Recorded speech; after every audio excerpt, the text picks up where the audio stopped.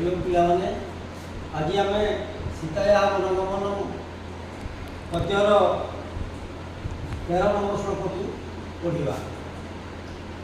एवं उक्ता तु वैदेही प्रियाधा प्रियवादिनी प्रणयादिव संक्रुद्धा भर्तारमिदमब्रवीत्।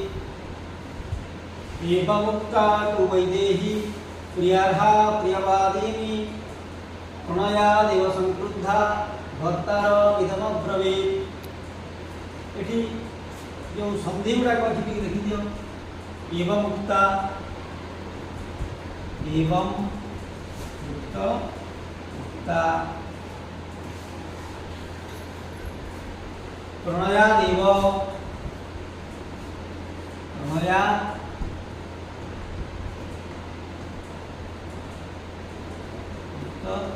एव भर्तारमिदमब्रवीत्। भर्तारम्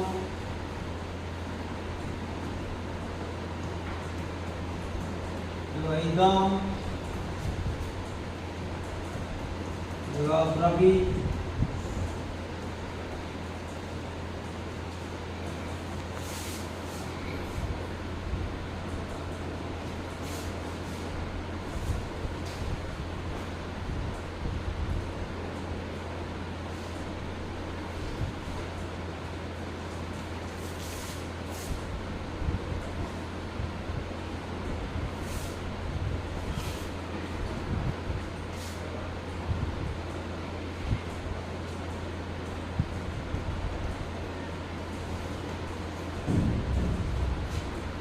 अर्थ गुड़ाक देख एवं उक्ता एवं माने एहीपरी उक्ता कहलिबारु वैदेही विदेहराज कन्या सीता प्रियाघा प्रियर योग्य प्रियवादिनी प्रियम मदति इति प्रियवादिनी प्रियम मदति इति प्रियवादी स्त्रीलिंग है प्रियवादिनी अर्थात सीता देवी को कहुछि।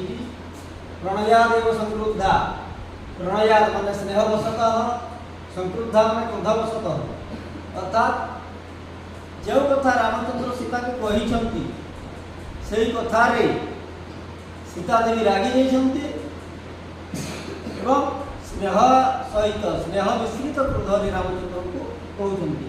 भर्तारम कहले स्वामी को इदम कहले यह अब्रवीत कहले। एवं उक्ता तो वैदेही प्रियरा प्रियवादिनी प्रणयादेव संक्रुद्धा भर्तारम इदम अब्रवीत। अर्थात जितेबले राम सीता को कहले जे मु वनवास को जाऊँगी तुम यहीठार बास कर अयोध्या बास कर एवं जेपरी भरत राजा एवं से भरत राजा को कौन प्रकार अप्रिय कथा कहब नहीं एवं तुम्हें सब निजकू राज्यर राणी बोली मन कर राज्यर एक प्रजा बोली मन कर जेहेतु भरत राजा से तुम्हें कथा को मानि चल अप्रिय है भाया कौन कथा कहब ना। यही कथा जिते रामचंद्र कहते से कथा को सीता देवी ग्रहण कर पारना से मन मन रागी जाइछन्ति मन मन से दुखित होइछन्ति एवं स्वामी को क्रोध